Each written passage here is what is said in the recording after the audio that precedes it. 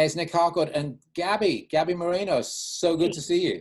You too, Nick. So great to be here. Now, Latin Alternative Music Conference is going on, and before we talk about anything else, we're recording this on the Tuesday, which is the first day of the LAMC this year, and of course, it's online, and you just performed online. How'd it go?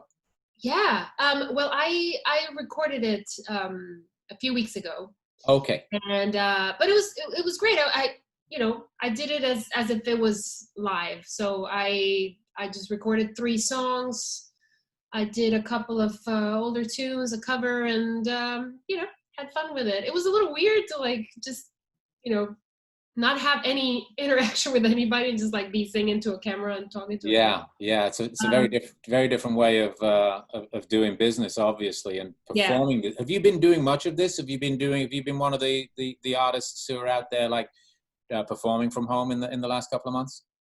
Not so much. I did a couple of Instagram live performances, and that was a little weird, but at least you're reading the comments from people and you get to answer some questions or whatnot, but not really. I haven't. This was maybe a couple months ago, at the beginning of this whole thing, late March. I haven't done anything since. I do have one virtual concert that I'm doing on June 14th, part of this website called qchamber.com. And it's paid and everything, and I'm actually donating part of the proceeds to Color of Change. They're helping to fight racial injustice. So, just trying to do my part. Yeah. Well, our hope is that this will be up within 24 hours of us doing it. So, June 14th. June 14th. Where can people actually find it online? Where do they have to go? You go to the website qchamber.com. Let me see if it's, I'm pretty sure. No, sorry, qchamberstream.com. Great. Yeah. You can go there and just check it out. They've been doing this series with other artists, and I'm the first non-classical artist that they'll have. But congratulations! That's pretty cool. Yeah, it'll just be me with my acoustic guitar for a whole hour. It's interesting though, because you've expanded your world a lot in the last few years, haven't you? In the way that you perform and the way that you record and your music as well. I mean, your last album, I saw you in the parking lot at CSUN, I think maybe 6 months ago. Yes. When it came out, you'd done an interview with Byron for our HD3 Latin channel. And it's an album you did with Van Dyke Parks. Yes, yeah, but it's an album that we had been working on for a very long time, almost 10 years, since we talked about the idea of doing it, and then we started sending each other demos, and the idea was to choose songs from different parts of Latin America as well as the US, and he did all these incredible arrangements. But at the beginning, it was all, he was just sending me MIDI arrangements, and we were like, oh wow, this is really very special, but how are we gonna get a whole orchestra in a room? Neither of us had the means to do that. But then a couple years ago, we had some interest from None Such Records, and they helped us out, and finally we put it out. So did you actually record an orchestra? Did you actually record the full orchestrations? So we still had to kind of piece it together. So it wasn't, we weren't able to go to say Capitol Studios and do with a full orchestra. We weren't able to do that, but we did record, 40 different musicians, and amazing. French horns to marimba to harp, and all the strings. And then you put the orchestra together in the box. Together, yeah. Fantastic. What did you learn from that experience? A couple of questions, I guess, within that one question. First of all, working over such a long period of time to fulfill a project, that originally was a concept. And then secondly, from the point of view of expanding your music to include these types of arrangements. Well, one thing I did learn was that my perception of music, and also my voice changed a lot in those 10 years, like completely. Like I was listening to the you know, the demos that we did at the beginning, and I was like, oh wow, like it's really incredible how much, you know, you can change in just a span of 10 years. And that was one thing. I learned to kind of let go of being too precious with a production. You know, like I had all these ideas in my head, like, oh man, we can only do it this way, otherwise it's not gonna work. And in the end, you know, it did, and it sounded really good. And so that was one of the things. For example, not being able to go in a studio with everybody, with a whole band or with the whole orchestra, because that's the way that I've been doing pretty much all of my records exclusively, all of my solo records. You know, I go into a studio with my band and we record everything live, and so this was completely new territory for me. But I embraced it, and it was fun to work that way too, and it was just a different approach, with kind of same results, you know. Are you a bit of a perfectionist normally? A little bit, yeah. I mean, Do you have to learn? I would say in some things I am, in some things I'm not. For example, my last album that I did before this one with Van Dyke was with Gabe Roth from the Dab Kings, and we recorded everything live to tape. And so I could not be a perfectionist there, because the whole concept of that album was we're recording 3 takes and we're choosing 1 take of those 3 takes, and we're not doing anything to it. We're not editing anything. So there were some imperfections in there that I had to kind of, again, embrace and live with and be cool with, and just think, you know what, it's human. It's human to not be absolutely perfect and to not have, like, you know, all notes be incredibly in tune. Like it's totally fine, because when I go and play live shows, that's how it is, right? Sure. So that was that concept, you know, for that. Right. Problem. So I think, you know, perhaps as we get a little older and evolve, we're able to let some of those things go and understand that, you know, sometimes the little imperfections really make it feel organic, you know.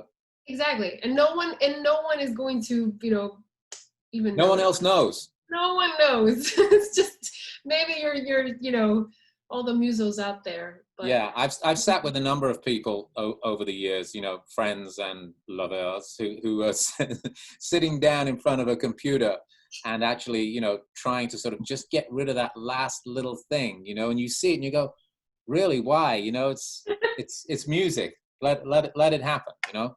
So what have you been doing under well, first of all, where are you? Where are you in quarantine? And then secondly, what have you been doing with your time? So I'm at home in LA, and I've been getting into recording things on my own. So I got Logic, which is the music program. I was going to say, for people who don't know, sorry, for people who don't know, production software. DAW, the music program. I got this. Oh, right. This has been amazing. Well, I you know, I'm not used to recording a lot of sort of. Is that a MIDI keyboard? Yeah, it's like a little MIDI keyboard. Yeah. Like I was telling you, like I'm used to going to a studio, you know, like not like a super high-end studio or anything, but like with real musicians, sure, and like with my real guitar and all that. And I haven't really delved into the whole synth world. So that's something that I've been getting into lately. Just out of pure curiosity and necessity too, because I had to produce a couple of little projects on my own. So that's been fun. Just learning all of that. It's a whole new world for me. You know, but I'm really enjoying it. Have you actually written and produced some new material while you've been at home? Yeah, I've a couple of things that I did were for Guatemala, which is where I'm from. I recorded a song for kids to show them the importance of staying home. This was like a couple of months ago when this was just starting, and I did it in conjunction with UNICEF. With UNICEF named me Goodwill Ambassador back in February. I was in Guatemala, and so it was amazing. I got to work with them, and so it was great to do this first collaboration with them. You know, we had no idea that it was gonna turn out this way. They had plans for me to travel to Guatemala and keep working with them this year, but obviously that's out the window. So we just decided, you know what, like, let's just do some songs for kids down there, and that was the first thing that I did. That was the first thing that I did with this little keyboard, and it was fun. And it's out? And it's out, yeah. It's a song called Yo Me Quedo en Casa, which means I stay home. So if somebody's watching us or listening to us right now, they can grab that. They can go find it on streaming services. Yeah. Just go on YouTube and just look up Gaby Moreno. Right. Can they also buy it somewhere so that the money can sort of, you know, go somewhere rather than just, you know, portions of a penny from a stream? That's true. No, actually, it was just a little video that I did. I got actually a bunch of kids in Guatemala to sing the song with me and appear on the video, sort of from their home. The song. It's just on YouTube. I didn't even release it. It's not on any other platform or anything. Got it. So yeah, that was like my little, you know, public service announcement.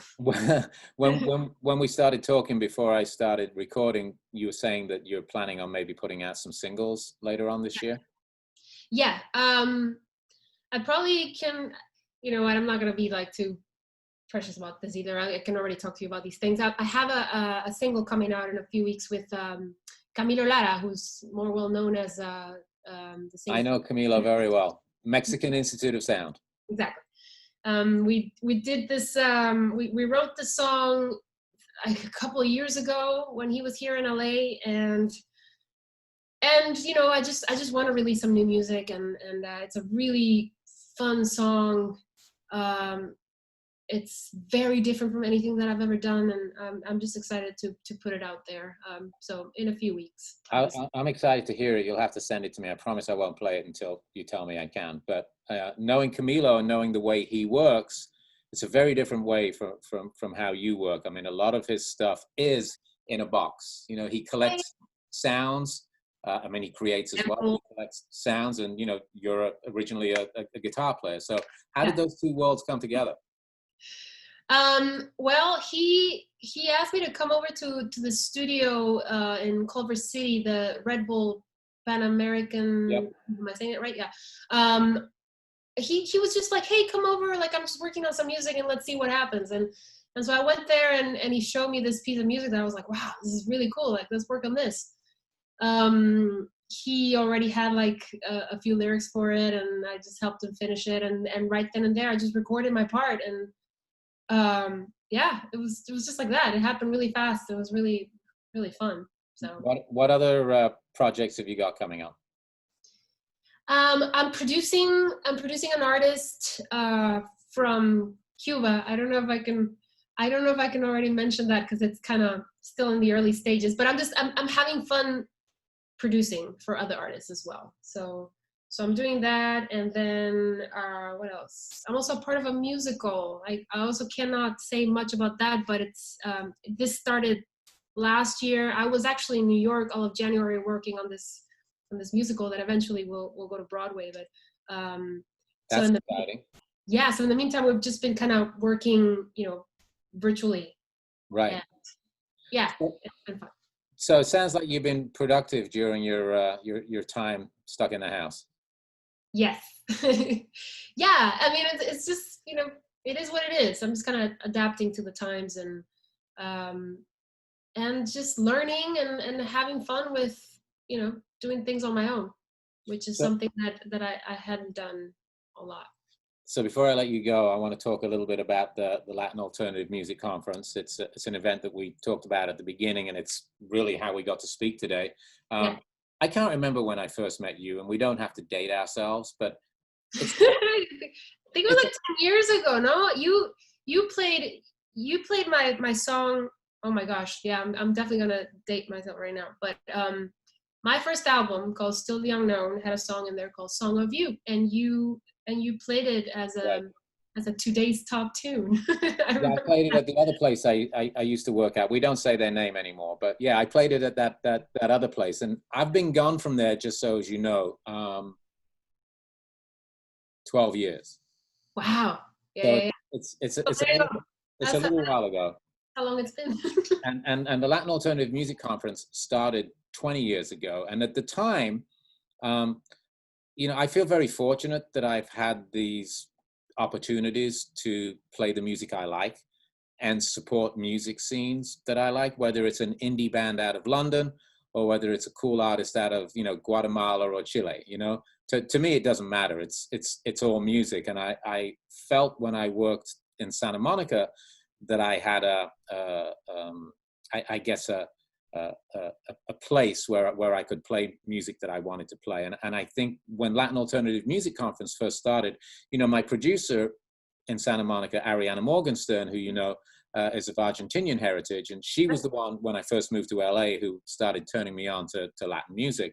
Yeah. And when LAMC first started, I think it was in LA for the first couple of years before it moved to New York, or maybe they was in New York and then LA, but it's been in New York for most of the time.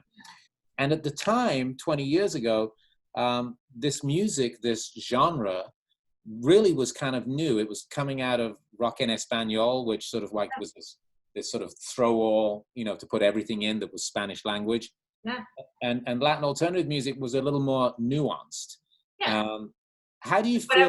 Whatever wasn't being played on, you know, mainstream radio. Exactly, and it's never really found a mainstream radio home. Not really, yeah. But how do you feel like the format or the world that you operate in?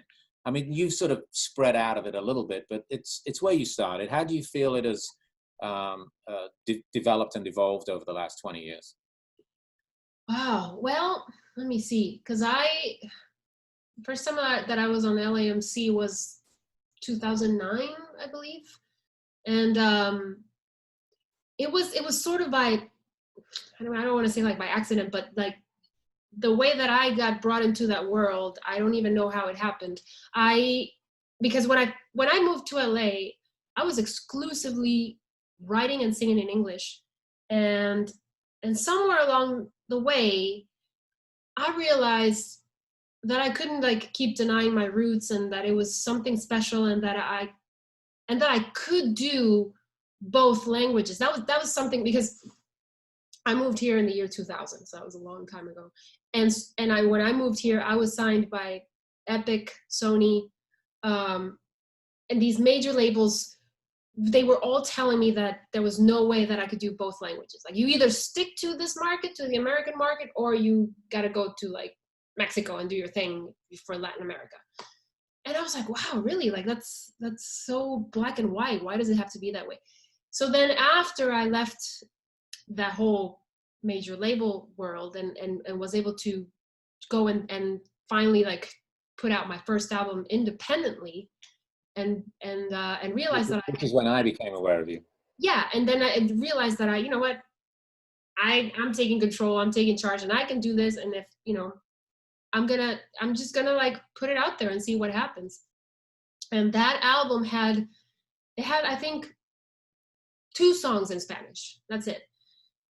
And one of those songs was a cover that I put out, a really old song called Amapola, and that song started getting a lot of attention. And that was when I realized, oh wow, like I am able to do these 2 things. You know, I live in LA. I'm a Latin artist living here in the US, and I'm able to bring together those 2 worlds. And so then I was like, you know, I'm gonna keep doing this. I'm gonna keep writing in Spanish, writing in English, and not worry and not think too much about it. So anyway, I didn't mean to like. No, I mean it's but I feel like that's sort of like what that means to me, like Latin alternative. You know, it's just artists who are out there doing what they love, and you know, and what's honest to them and what comes from their heart, and not listening to, you know, what people say you should be doing. Yeah, exactly. And that's why you have like these amazing artists from like, I mean, alternative to me just means, you know, whatever, anything. It could be anything. It could be cumbia. It could be, you know, someone doing a bolero or something, someone doing, you know, there's just so many different kinds of music within, you know, the Latin genre. Yeah. It's so much more than that, you know what I mean? It's not just what I feel like a lot of people think it is with the Latin pop and or like really Latin sounding. It's actually really everything else, isn't it? What is it? It's actually really everything else that doesn't fit Everything into else, those yeah. things. Yeah, exactly. Let me ask you one more question, and then I'm going to let you run. First of all, it's great to see you. Instead of just in a parking lot as you were throwing a guitar in a car. I wish I could remember who said this to me, but I remember, again, a long time ago when I was first in LA, 20 odd years ago, and having an artist on who was not from the States. I don't know where, I can't remember who it was, but I remember them saying to me, I think in Spanish, right? Because I was asking about lyrics, and I was asking about singing in English. And I wish I could remember who it was. It was a female artist. And she said, well, I think in Spanish, so I write in Spanish. Do you think in Spanish? Do you write in Spanish? I think in Spanglish. So I write in Spanglish. Right. So it's almost like something like, you know, I'm in my car, I'm driving, and I'll realize I'm talking to myself in English or in Spanish. Like I mix it up, man. You don't notice the difference. It just sort of like flows one in and out of the other. Spanglish, that's what it is. Pretty good. Hey, it's great to see you. You too, Nick. I want to, you know, stay in touch and let me know what's going on with these other projects. And the musical definitely sounds fantastic. So hopefully we'll, you know, be able to see each other out in the real world in the not too distant future. That will be amazing. Yes. Great to see you, Gabby. All right, you too. Take care. Have a great day. Thanks.